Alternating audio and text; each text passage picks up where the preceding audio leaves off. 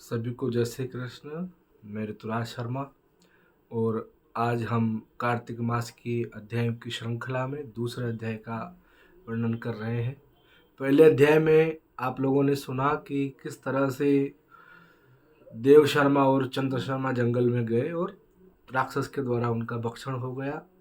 उसके बाद जब उनकी बेटी गुणवती ने कार्तिक महीने में व्रत करने का नियम लिया तो भगवान उससे बड़े प्रसन्न हुए। भगवान कहते हैं कि कोई भी देवता किसी की भी पूजा करे वो मुझे ही प्राप्त हो जाता है। जैसे कोई जीव है, पिंड है, वही पिंड आगे बच्चा होता है, फिर वही आगे बालक होता है, वही आगे जवान और बूढ़ा होता है। तत्व एक है लेकिन नाम उसके अलग अलग हो जाते हैं। इसी प्रकार से जो मूल तत्व ईश्वर है वो मैं हूँ, ऐसा भगवान नारायण कह रहे हैं। तो भगवान कहते हैं कि उस गुणवती ने बड़े श्रद्धा से मेरी पूजा प्रारंभ कर दी। कार्तिक महीने में उसने दीपदान किया और प्रातः स्नान वह करती थी। एक समय की बात है, गंगा जी के किनारे पर जब वो स्नान कर रही थी तो बड़ी ठंड थी। उस ठंड से वो बेहोश हो गई और बेहोश होकर के जब वो गिर गई तो महाराज भगवान साक्षात वहाँ आ गए। अब तो उसको लेकर के जाने लगे और जब लेकर के जाने लगे तो भगवान ने कहा कि तुम घबराओ मत।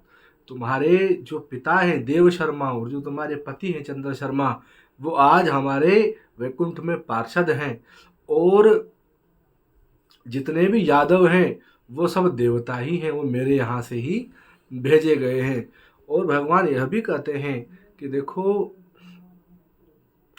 दूसरे जन्म में ये जो देव शर्मा है तुम्हारे, यही सत्राजीत राजा हुए हैं और इन्हीं की तुम कन्या हुई।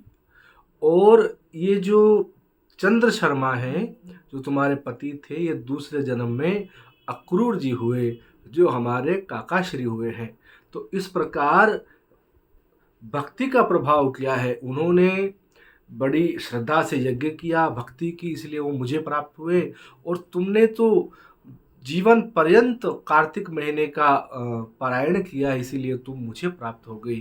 भगवान कह रहे हैं कार्तिक महीने में जो मेरी भक्ति करता है वह मुझसे कभी दूर नहीं होता है।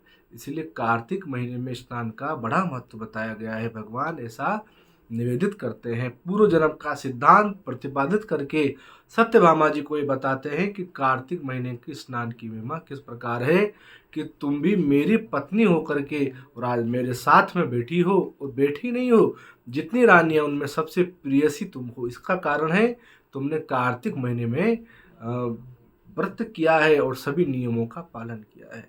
तो इस प्रकार ये दूसरा अध्याय जो छोटा सा था वो भी पूर्ण हुआ। अब आगे हम तीसरा अध्याय कहेंगे।